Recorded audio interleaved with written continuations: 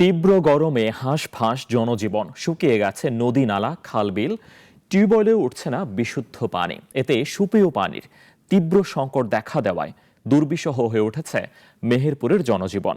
পানির অভাবে কৃষকদের চাষাবাদেও দেখা দিয়েছে শঙ্কা। রাব্বি আহমেদের পাঠানো তথ্য ছবিতে আরও জানাচ্ছেন জয়ন্ত কর্মকার।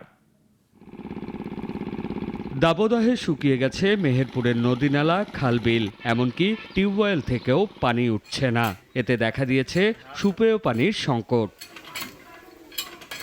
স্থানীয়রা বলছেন এবার যেন কষ্টের শেষ নেই। রাতে কিছুটা পানি পাওয়া গেলেও দিনের বেলায় পানি মেলে না। খাওয়ার পানির সমস্যা, গোসলের সমস্যা, আমরা খুব কষ্টে আছি। পাশের বাড়ি থেকে পানি আনতে হয়েছে। পানি সংকটে চাষাবাদেও অসুবিধা হচ্ছে। যেখানে 1 বিঘা জমিতে সেচ দিতে 2 থেকে 2.25 লিটার ডিজেল প্রয়োজন হতো, সেখানে এখন 5-6 লিটার ডিজেল লেগে যাচ্ছে। পানি প্রতিটা মেশিনে কম, ঠিক আছে। পানি এখন নিচের দিকে রোদ্রের অতিরিক্ত হিট হওয়ার কারণে পানি নিচে। আগে 1 ঘন্টায় 1 বিঘি ভুঁই প্রায় ভিজানো সম্ভব হইতো, এখন 4 ঘন্টায় হচ্ছে না।